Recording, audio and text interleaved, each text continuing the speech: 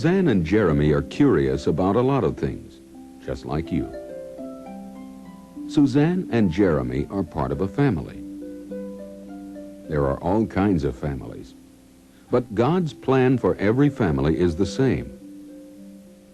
He wants us to care for and forgive and love one another the way He loved us when He sent His Son Jesus to be our Savior.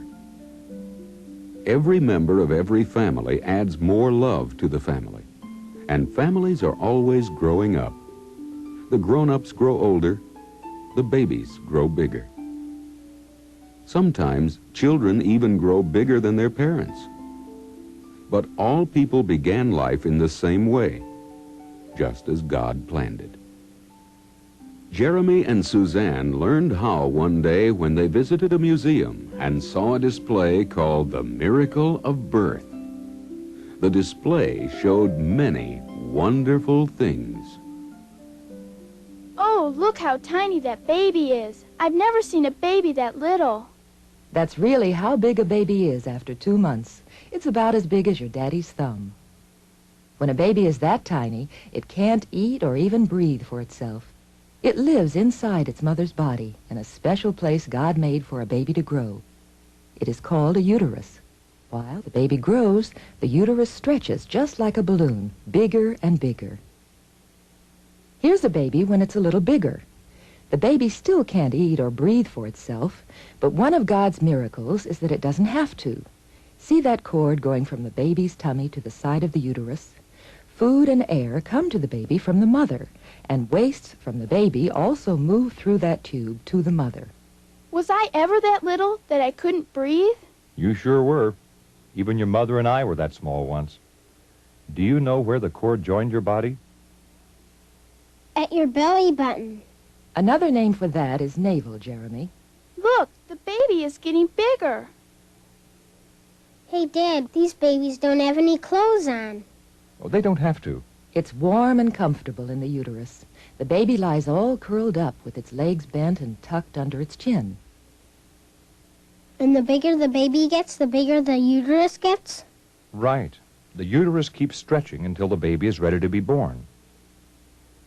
When it is time for the baby to be born, it comes out through an opening which is called the vagina. It's the opening between the one for urine and the place for bowel movements. After a baby is born, the vagina and uterus return to their normal size. That's neat. Is that why Susie is always saying girls are better? Well, let's say different. On a boy's body, you can see more of the parts, like the penis and the scrotum. Boys and girls really are different. Yes, but there are also many ways in which boys and girls are the same. They can both grow and think and feel and love. It's interesting that God planned for just about the same number of boys and girls to be born. Both are important to Him. Dad, how long does it take a baby to grow inside a mother? And how does a baby start to grow? It takes about 9 months for a baby to grow large enough to be born. And how the baby started is another of God's miracles. You know that when a man and woman love each other and decide to get married and spend the rest of their lives together, they show their love in many ways. I know, hugging and kissing and stuff. Right, but maybe we can explain it a little more clearly. When a boy becomes a man, many changes take place. But one of the most important is this, Jeremy. In the scrotum, the bag of skin that hangs behind the penis, are the testicles. The testicles of a man make millions of tiny cells called sperm. And when girls become women, in these little organs called ovaries, a little cell called an ovum is released every so often. God is happy when two people decide to get married and start their life together with His blessing. He made a husband and wife for living together and showing their love to each other all their life. At very special times, they like to hold each other close. God made their bodies so they fit together in a wonderful way. At one of those special love times, the sperm from the man's body can go into the woman's body. Sometimes a sperm and an ovum join in the mother's body. That is when a new baby begins. And that's why a baby belongs to both its father and its mother. That's how God planned it. Both mother and father have a part in making the baby, but God has the biggest part. And Jeremy, can you and Suzanne guess now why your father and I wanted you to know more about babies and how they're made? 'Cause we're getting big enough to be a man and a woman. Really? No, not quite. That won't happen for a few more years yet. We had a very special reason. I know. You're going to have a baby. Yes, God's answered our prayers. Isn't it exciting? In a couple of months, you'll even be able to feel the baby moving inside my uterus. But babies are always crying. Won't it mess things up at home? I don't think so. I think it will be wonderful.